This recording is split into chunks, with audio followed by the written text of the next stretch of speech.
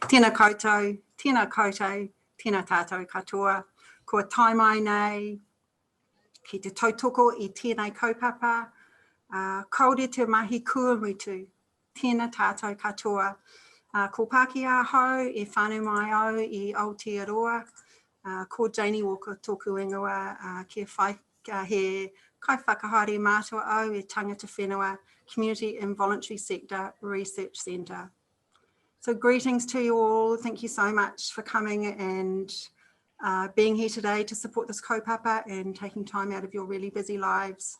The possibilities of our in the whakaaro and our mahi today are endless, and we hope it continues. We're very happy to open that space. My name's Janie Walker. I've taken up the new role of General Manager at Community Research, and it's an absolute honour to do so. I'd just like to bring us all together with a karakia, so please join in if you can. Whakataka te hau ki te uru, whakataka te hau ki te tonga, kia mākina kina ki uta, ki mā taratara ki tai. E he ake ana te atakura, he tio, he huka, he hauhu, tihei Māori ora. Kia ora. So welcome to this webinar, Healthy Conversations about Racism. It's part of a program that we have been running for a while and continue to strengthen.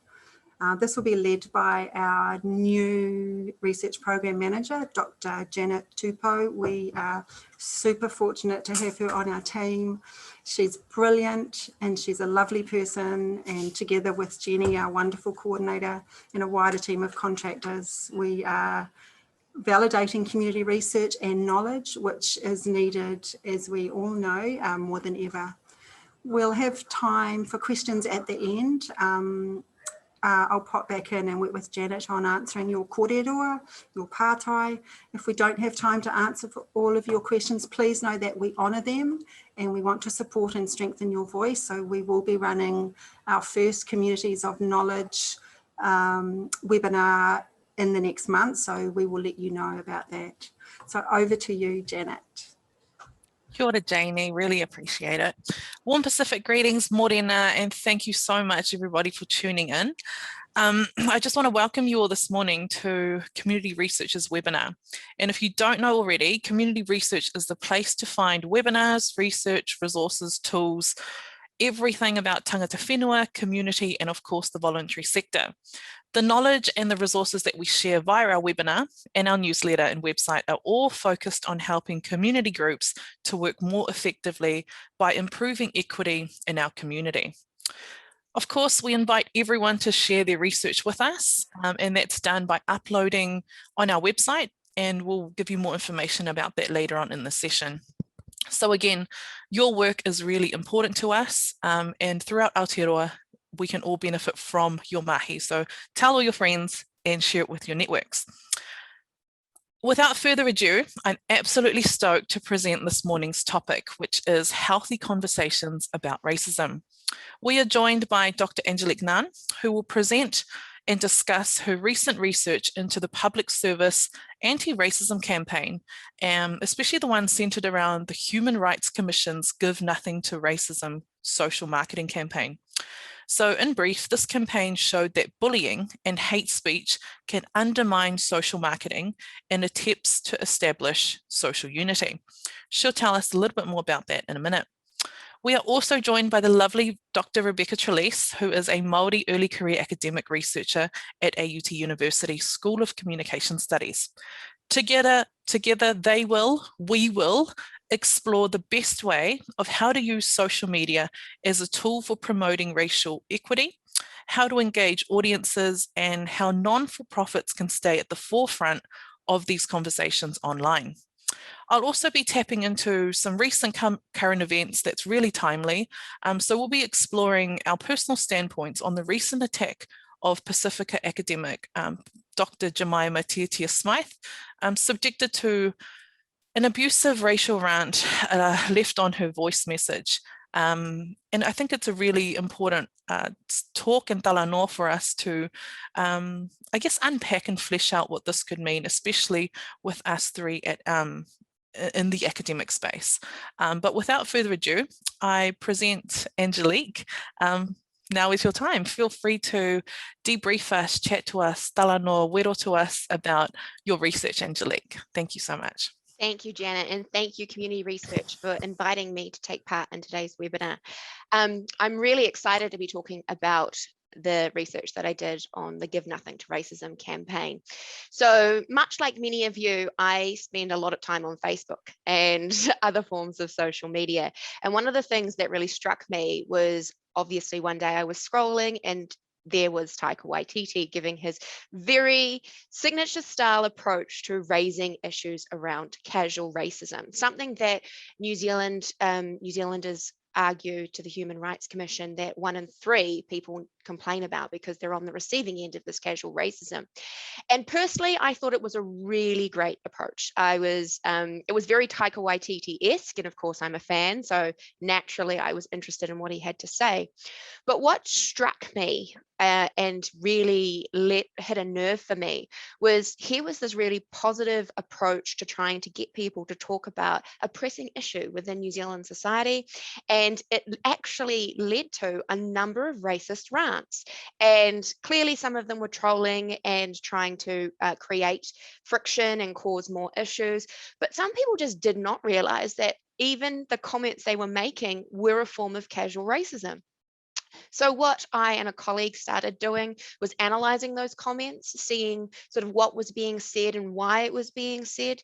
And then I pursued that research into more detail to look at just what sort of conversations are being had on social media about particularly Māori's place within New Zealand society, but racism more generally in a social media environment. And what I and many other academics in the area had a lot to say about was that social media is becoming a place where people feel that they can freely express themselves, which on the one hand can be positive, but it seems to be in some cases infringing on other people's human rights. And that was a major concern for me. And that is what is actually fueling a lot of the research that I'm doing at the moment. So it's basically a summary, a very once over lightly with feeling summary of some of the research that I did into this particular issue. Beautiful. Thank you for sharing, Angelique. Can't wait to rip into it.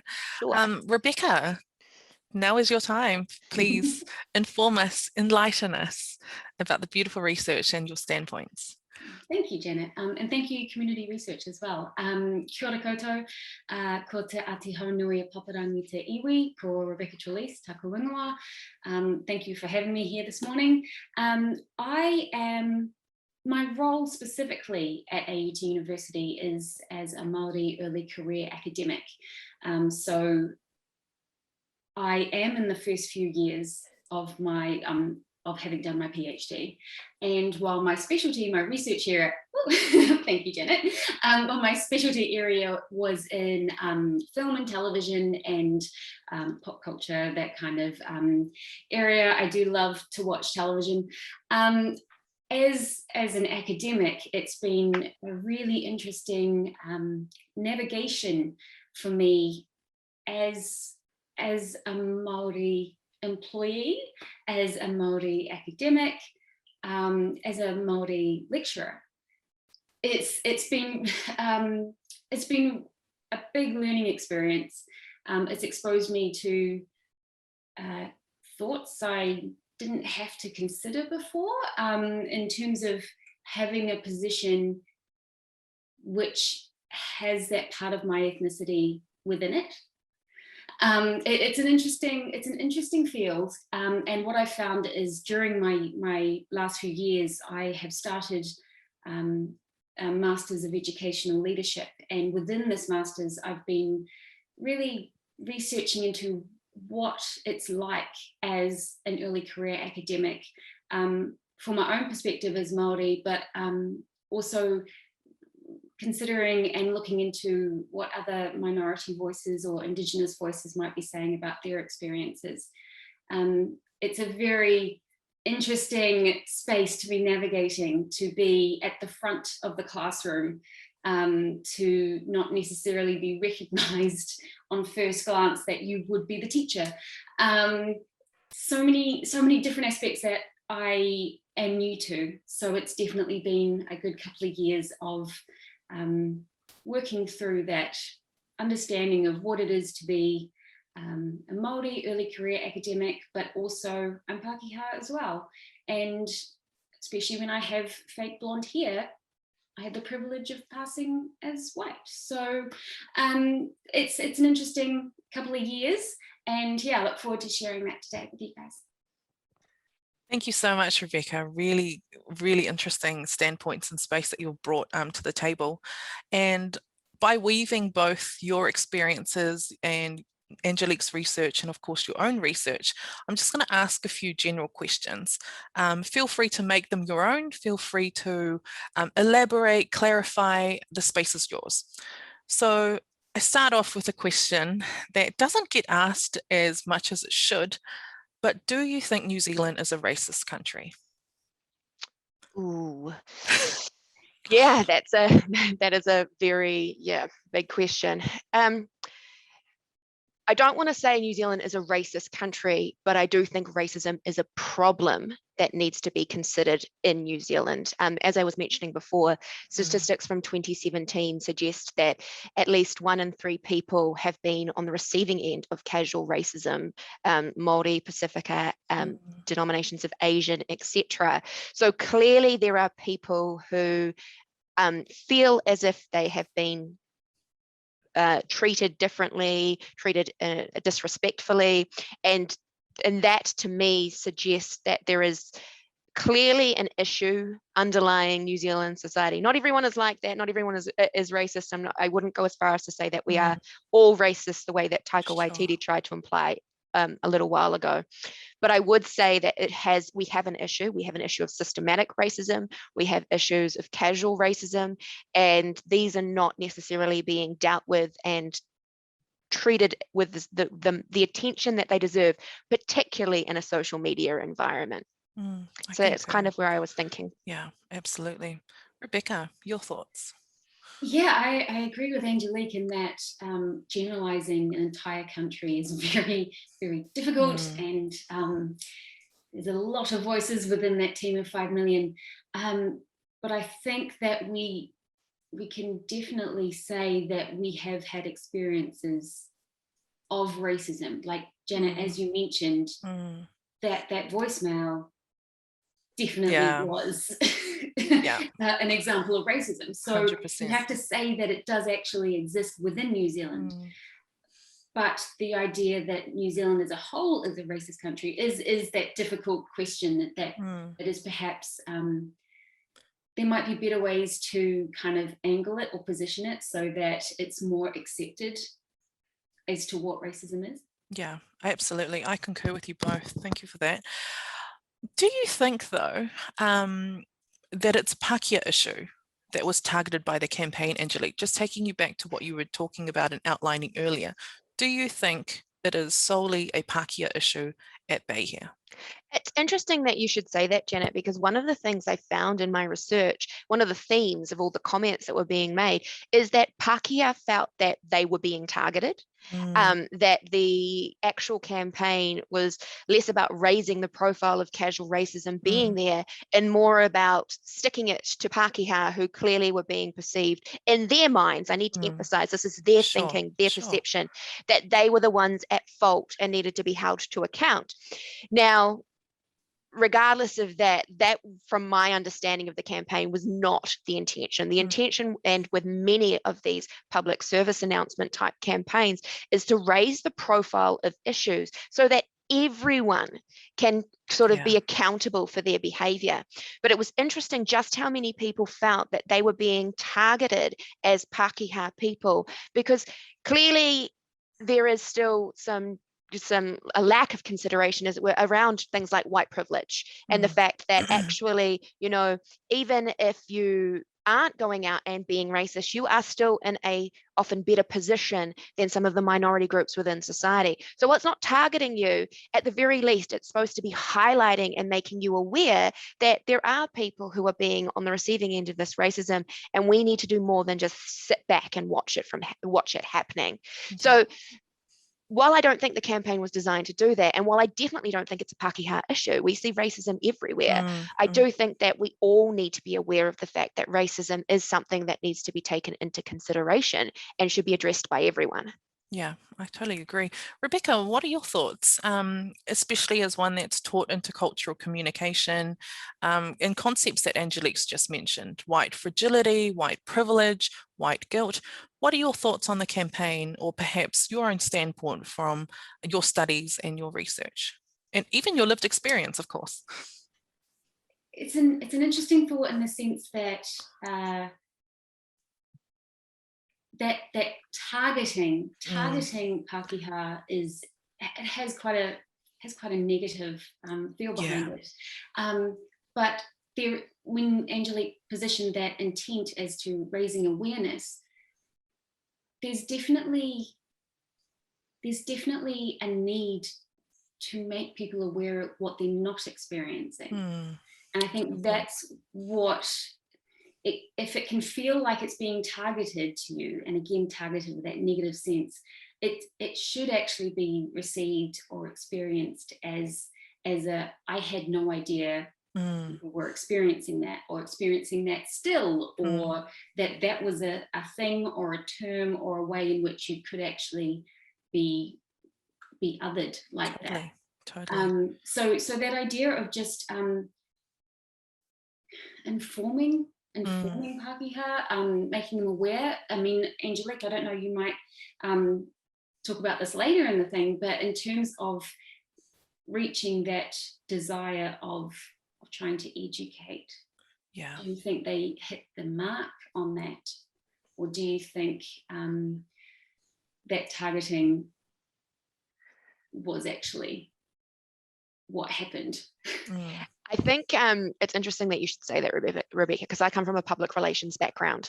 And one of the things that we advise anyone who engages in any sort of online communication, any sort of marketing, any sort of public relations activity, is that you can't just put something out there and hope that it's received in a particular way. Right. You have to engage in a dialogue. You need to be communicating and listening to what is being said and responding to what is being said. And actually, one of the things, I was going to mention it later, but I think it's perfect to mention it now, is that when you put your ideas out on social media, as the Human Rights Commission did, which was where a lot of the hate was coming, to be fair, it wasn't a lot on Taika Waititi's page. People who love Taika are liking Taika's page. But on something like the Human Rights Commission, they put it out there and they sort of, I'm trying not to criticize, but they put it out there and they left it to basically talk for itself.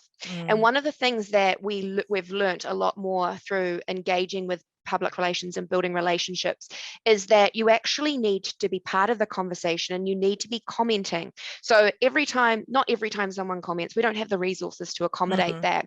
But what we do have is the ability to start directing the conversation online, so that if you see some comments online, you can actually talk to and address them in a way that's not confronting necessarily, but is actually going to hopefully get people to think about things in a different way. So not just if someone comes on there and says something racist, say, well, it's interesting that you have that perspective, because we were trying to get you to think about this, this, and this.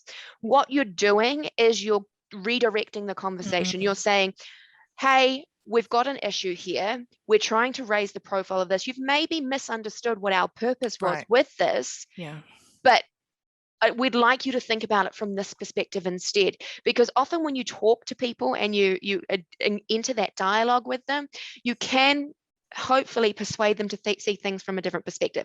Trolls, maybe not so much. But even then, one of the things that we suggest as public relations practitioners is that your reputation, and people coming to something like the Human Rights Commission website or Facebook page, your reputation hinges on what people are talking about in your social media. So getting on the front foot and actually outlining that you have policies against the sorts of hate speech, or actually holding people who are being racist, even if they are trolls, to account, you're showing that as an organization, you really are invested in the issue as much as anything else. I'm not saying that the Human Rights Commission aren't invested. They've spent a lot of money trying to raise awareness, and they're probably limited in some regards by the resources that they have. But actually trying to get on that front foot and, you know, condoning condoning the great, like condemning the bad and supporting the people who are actually having the conversation is one of the ways that you can try to mitigate some of the racism. And it's not even just racism. I mean, sexism, ableism, all of that, all the isms. If you actually get into a dialogue and you get people to think about things, not challenge them, but think about things so they don't get defensive, then what you can do is you can hopefully, at the very least, get them to reconsider. They might never change their position, but they might acknowledge yours. Totally. And that's kind of key. Yeah. And it's almost like what you're saying is that you're striving for that acknowledgement rather than acceptance, because acceptance is kind of a long-term goal. Exactly. But you want people to acknowledge their bias, acknowledge their privilege, and to then craft it into a beautiful space where learning is really heightened, eh?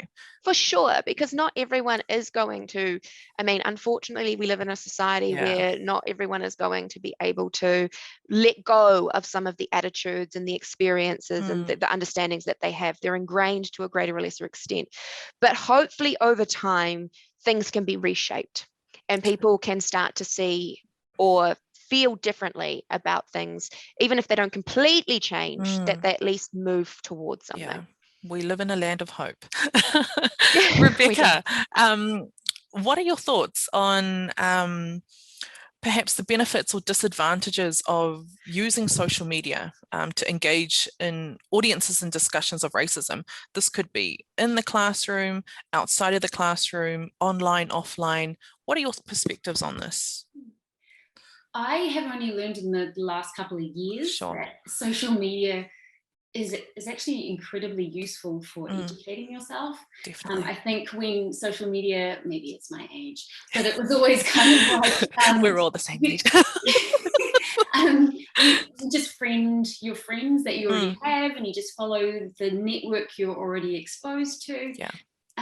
But what I've noticed since, I mean, for me personally, since the Black Lives Matter protests, and it kind of really took hold of social media, it was being able to actually engage with communities and learn from others. And so I realized there's this kind of shift from using social media as this hang out with my friends, communicate with my friends tool, to I'm using it as an educational resource.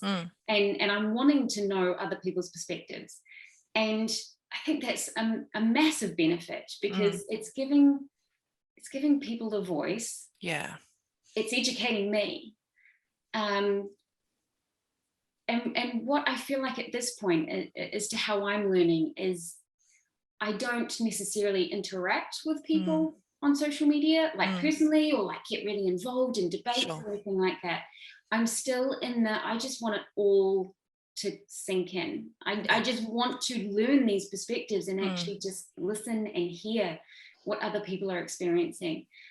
Because so many of the ways people see, especially in different ethnicities in different countries, if I'm not from that country, I don't understand the nuances of what the racism is like there. So just sitting back and learning has been so incredibly useful for me. And I do encourage that in classes. I'm like, I want to know more. Why don't I just Google what this thing is? Why don't I try and figure out from people who know that lived experience? Why don't I try and find out from them? And so I do encourage that, kind of breaking out of what your social environment is, and actually just trying to listen to other people's experiences. But then I do know that it's really heavy on the people who do that. You hear the pain in their stories when they're trying to share something and educate, or maybe not even educate, but just raise awareness that this is what they go through. They, as in the social media person, who might not be an influencer, just a person, but that if this person is sharing their experiences, they then get attacked for that, or the racism is reinforced within their comments, and they get messages afterwards. That personal toll in exchange for sharing and educating. Yeah. That's huge. That's huge. And I don't know what the answer to that one is. Yeah, you're right, eh? The heavy lifting in that can be really burdensome. But I agree, observing is such a rich place to be, just taking it all in and seeing how you can benefit from the exchanges that have been obviously offered in that space and the different synergies, eh? So good. Angelique, I do have a really burning question because I've been watching the campaign many times over. Do you think Taika Waititi is a good fit for the campaign? And second to that, do you think there are risks with celebrities endorsing not-for-profit causes? Okay, so my first part, I thought Taika Waititi was a good addition to the campaign. He's obviously done a lot of work in that area. He does a lot of work for not-for-profits. He is got quite strong opinions on it. And at the time that this campaign came out, he was the New Zealander of the Year. So he's done a lot of work to really elevate his position as a strong voice, particularly for Māori people. And I think that for that reason, he was great.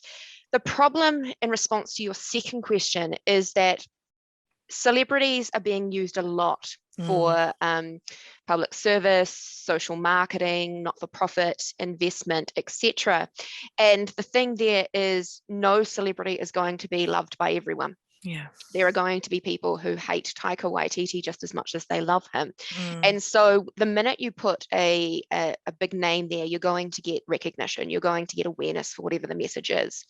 But how people to respond to that message is also then going to be tied to how they view that particular person. Now, I know that the Give Nothing to Racism campaign had a whole range of other New Zealanders who were also acknowledged, but Taika Waititi essentially ended up fronting it. And some of the responses that I sifted through when I was doing this research were that they couldn't take him seriously because he's a comedic person talking about a really important issue. Some people just really didn't like him and didn't think he was representative enough, which again is open to interpretation. The arguments from scholarship is that if there's congruency between the cause and the person, so if there's agreement that they actually work well together, that's great. But it doesn't mean that it's going to be the be all and end all. Again, they are a celebrity, they're going to be seen a particular way. But more than that, you also run risks. I mean, Taika, perhaps not, but whenever you put a celebrity, if anything happens to them, you're also going to end up feeling any blowback if they do something inappropriate or they don't live by the values that your organization upholds.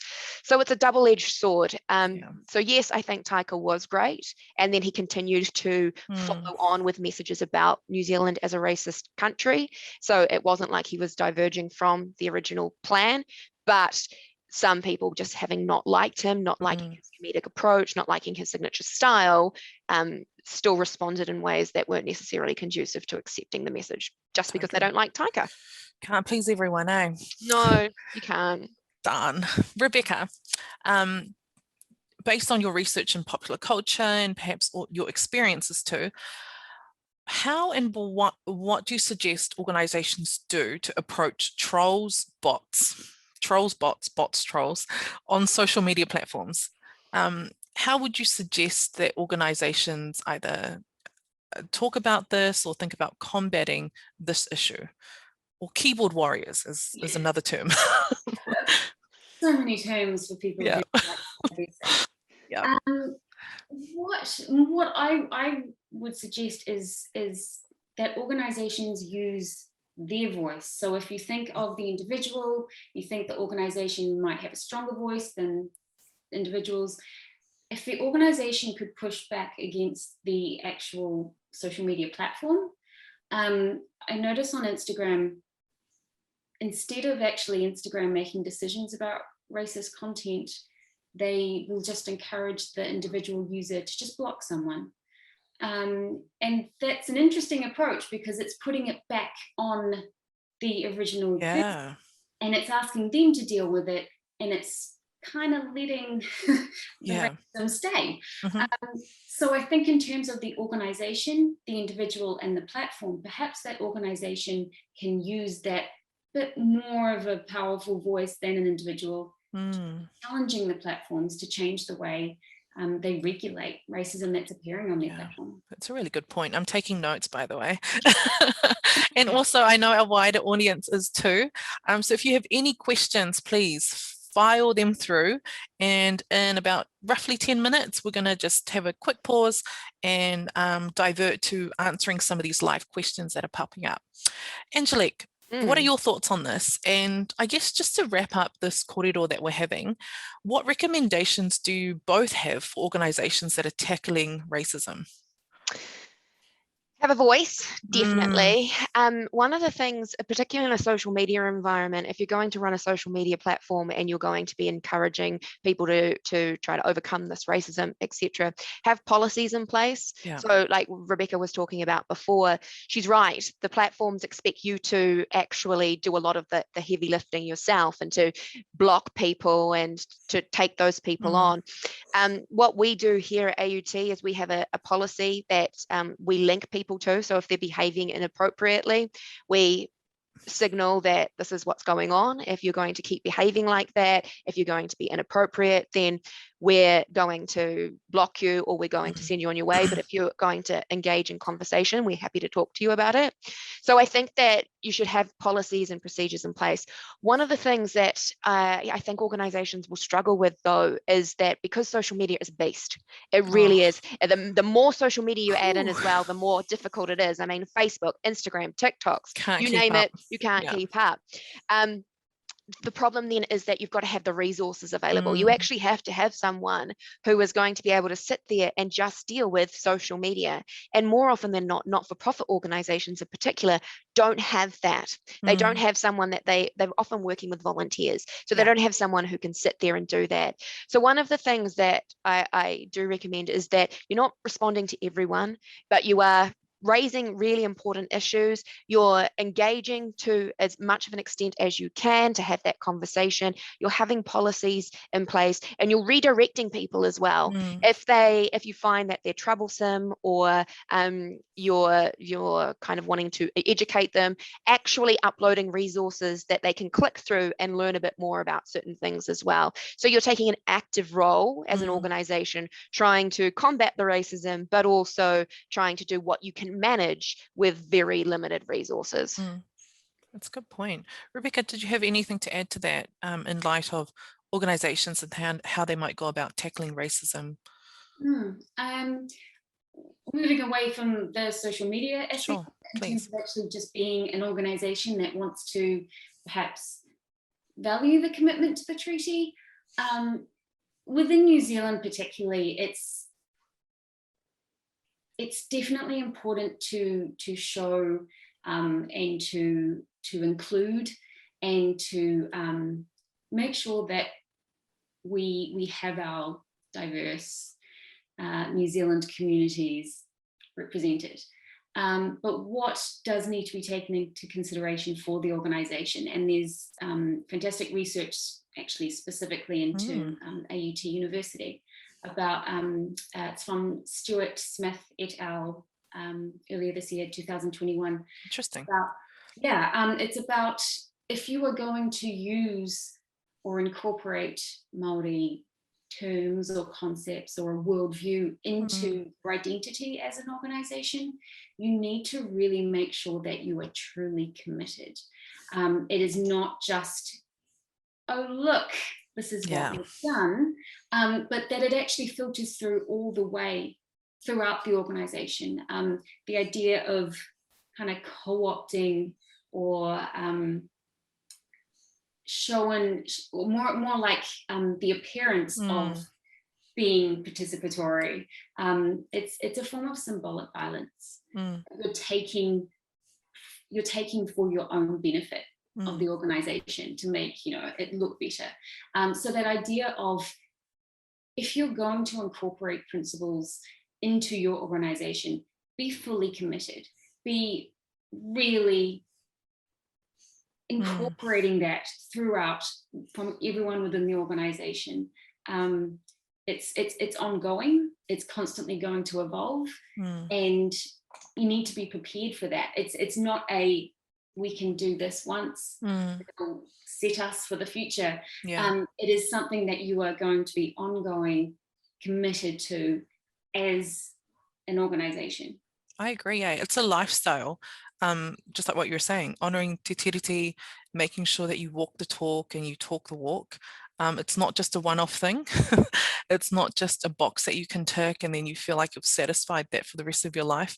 It is this ongoing, perhaps uncomfortable, very new way of life. But in that space are beautiful nuances. There are beautiful creations, and I guess you get a stronger sense of self as well, eh? Yeah, beautiful. Thank you for the kōrero, both of you. We're going to cross over now to questions. And I see a question for you, Rebecca. You know, I've got one for Angelique as well. I've got here a pātai for Rebecca. You mentioned at the start you were dealing about your identity and how it's part of your job title and some of your lived experiences being Māori. We have responded from the audience asking, and ever so graciously asking, and wondering if you've had any situations where people have seen you and thought that you're Pākehā and have gone on to say some upsetting things in terms of being Māori, perhaps in their ignorance. Does it relate to any of your lived experiences? Yeah, it's been interesting.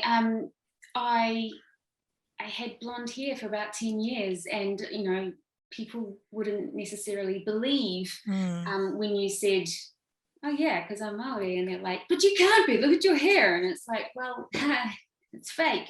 It's like, of course it is. It's been little things that kind of the of kind of not being accepted in a way, but that has been very, very, very minor.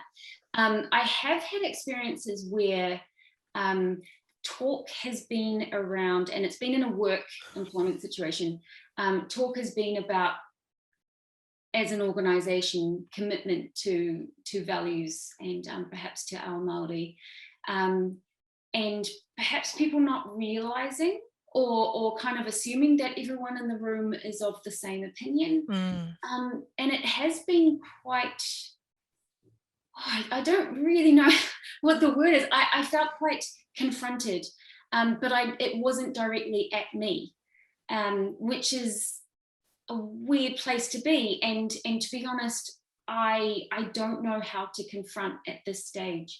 Yeah. I don't know how to stop someone and just say to their face, hang on a minute there. I don't know how to do that. And I'm, you know, it's something where I'm at the stage where I will hear something, I'll be in the room and I'll feel uncomfortable, and I know something is wrong, but I need to step back and unpack what is happening and why I feel like that's why is this incorrect? And then afterwards, when I've gone through that process, I'm like, oh, why didn't I say that? Because that makes sense. I hope over time, but to be better at confronting people means I need more exposure to it.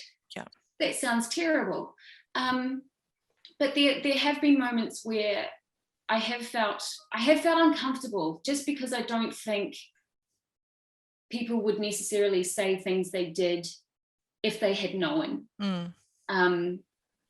It's odd, and just wanting to talk to people afterwards is what I have ended up doing once I've kind of unpacked and realized and considered what I might have been trying to get to, what was the purpose and why might they not understand that.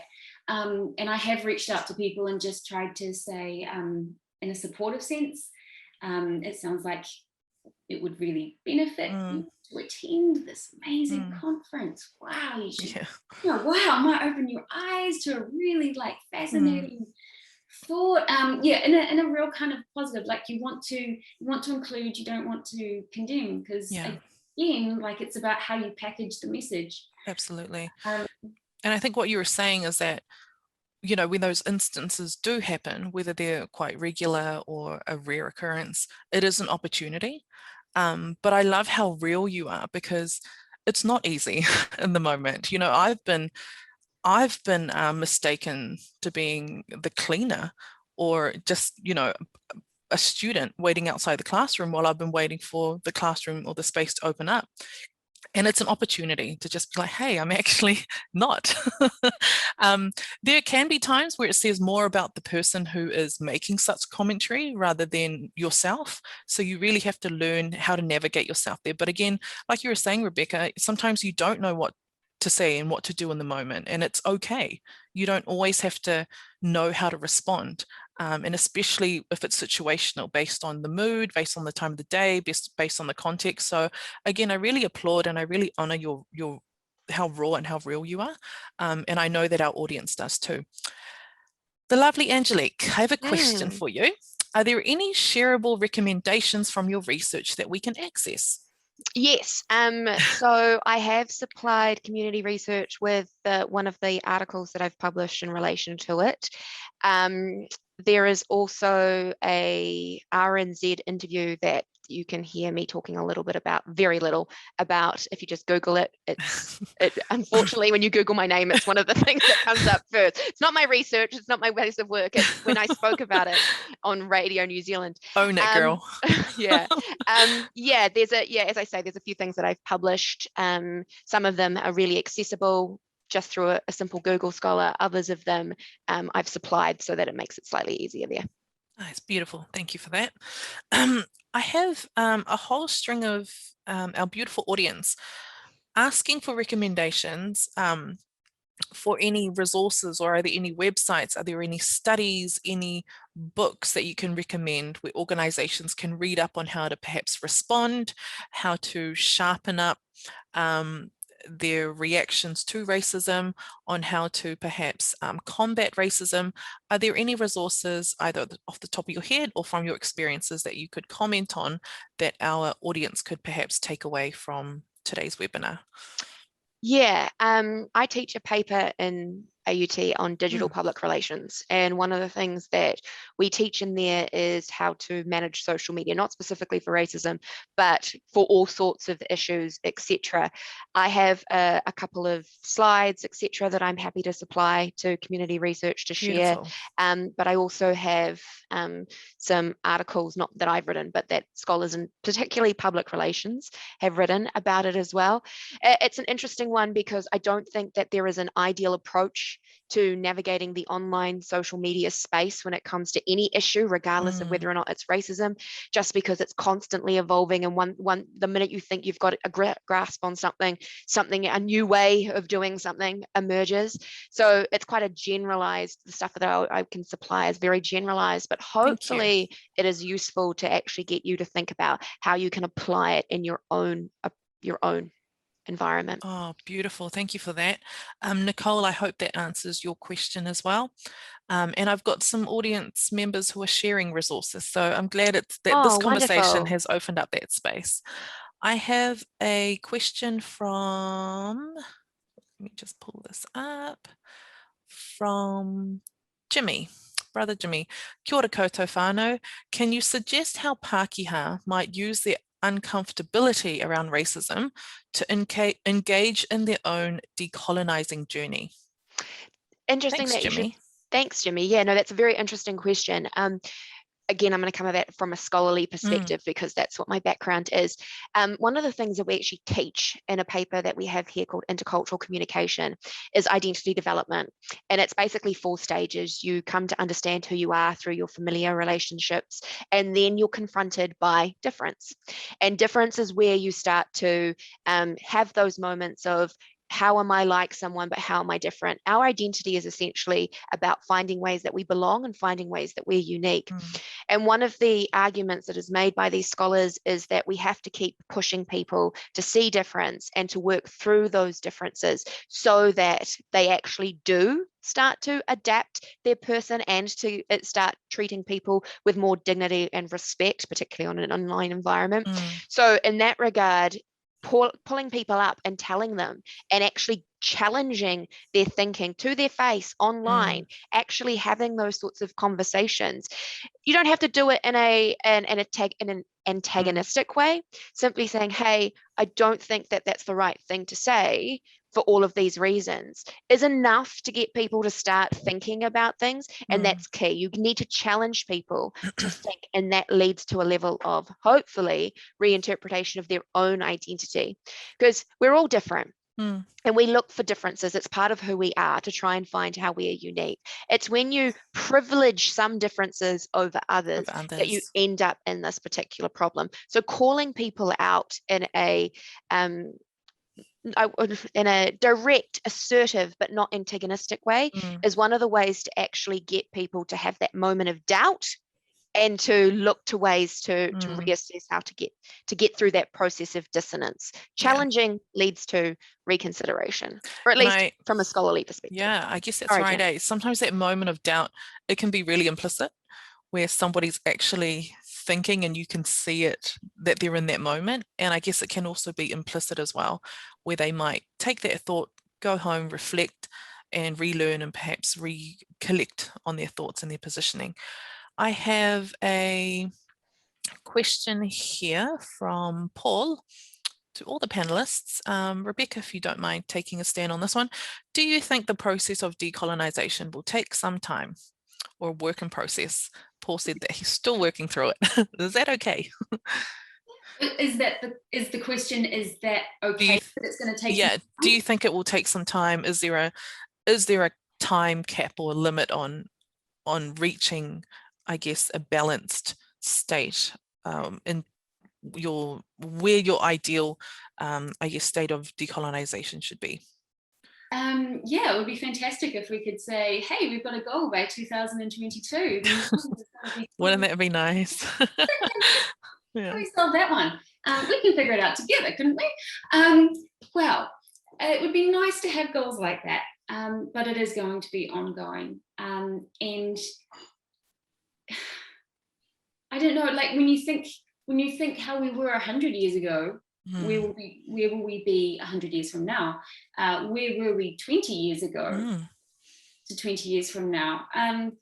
It is going to be ongoing, and because things are quite rooted within various aspects of New Zealand society, also organisations, educational institutions, it is going to take a while.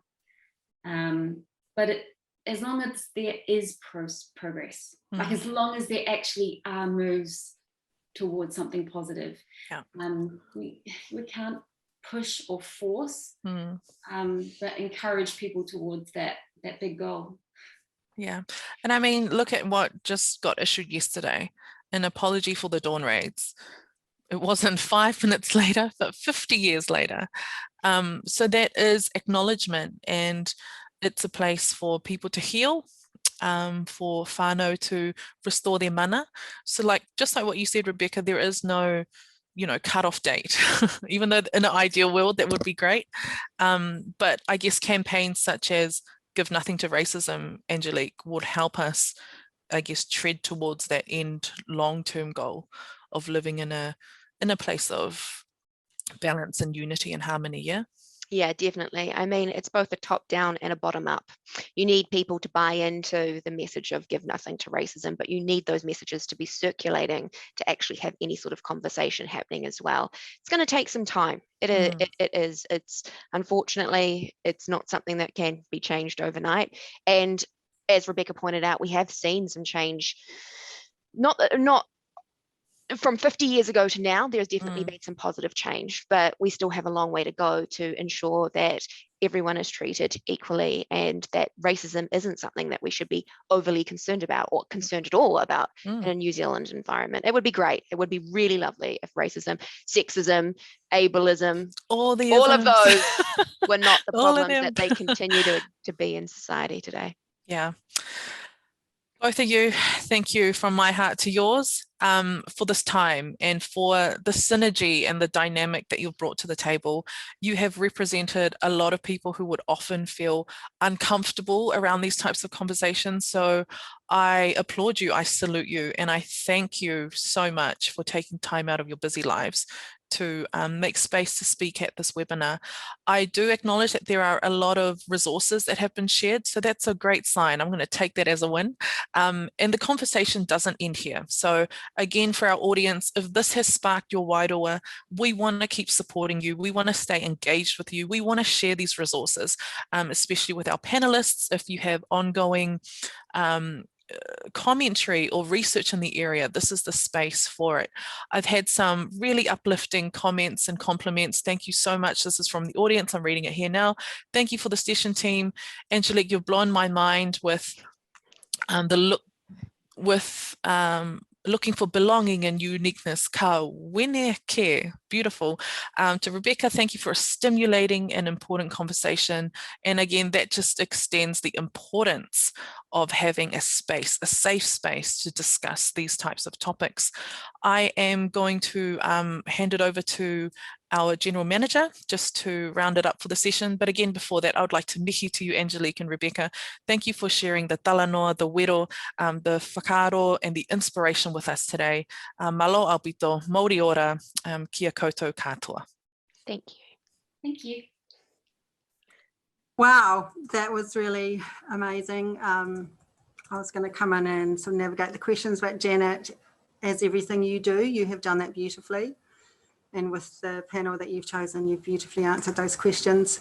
There were a lot of comments, which everyone has been reading, a lot of them, you know, and have been around resources. And if you go to our website, especially our new one, which we will be publishing soon, we do have a lot of resources on there, but we are always wanting to hear more directly. I've put my email address in the link about, especially around the resources of how to navigate this space, especially for organisations.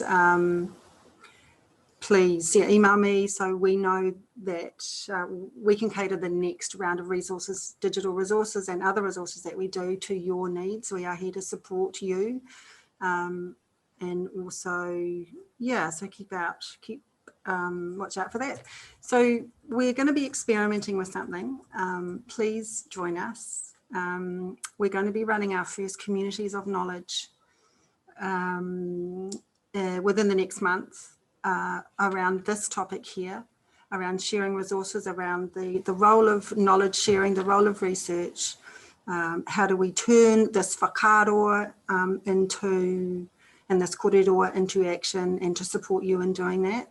So after this, you will be receiving a recording of it shortly, and there will be some links in there, and also the date around this, our first communities of knowledge, which Janet and I and Jenny are really, really, really happy to be experimenting with you. If there's anyone out there who's got some financial support for us for this, we would love to hear from you as well. So thank you. Yeah, so great healthy conversations here. I really appreciate the beautiful comments that people have made. I will just finish off with our closing unless anyone has any other burning questions. This is just a start, but we can, if you just email us or go to our Facebook page, we're more than happy to share them with you. Yeah, I te whānau manaki, he mihi mai o hoia tēnei ki koutou. Nā mihi ki a koutou. Panelists Rebecca and Angelique, ko ora katoa te whānau nei I a kōrua. You have uplifted us today. So nā mihi ki a kōrua, nā mihi ki a kōrua. Haere haumaru ai a koutou katoa, kia manaki tātou, I a tātou. Nā reira, tēnā koutou, tēnā tātou katoa.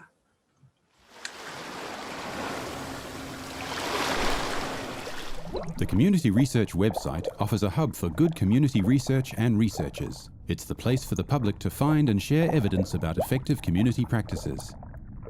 The website collects research and evidence and organises these so that they can be easily accessed and used by other groups. You can access this research and browse by category, by a list of quick link topics, or by searching for something specific. All of the research is free to download. The community research site is all about excellence and effective practices. You can view recordings of past webinars and find out about future ones. The webinars share evidence about what's working in the community sector. Published by Community Research in 2007, the Code of Practice provides the standards and guidelines for doing research. It's the place to start if you're thinking of undertaking research with or in a community or iwi. As well as the collection of research, we keep a register of experienced researchers who are skilled at working with iwi and communities. To find a researcher who can help you, we have a filter system which allows you to find people based on location, qualification, ethnic group, and area of expertise. The Community Research website is a unique resource for the community sector to use and share. It matters because communities who learn well will do well. It matters because it evidences what's working for us. For researchers and community people alike, we've made it as easy as possible to share your research on our website. Kaua e whakama. Uploading material is quick and simple. Save your work as a PDF and head over to Share Research. Answer a few questions that help us tag and organize the research so it's easy for people to find. If you're a researcher and skilled at working with communities, you can add your details to the directory of researchers so that you can be found. Community research keeps you updated and informed. This helps make you more effective. If you want to stay updated about the latest research, informed about new resources and our upcoming webinars, head over to sign up for our e-news on the homepage. Community research is a rich resource built for and by the community. For it to reach maximum potential, we rely on you to contribute, participate, and support the resource to grow and thrive. Mā te kotahitanga e ora ai tātou.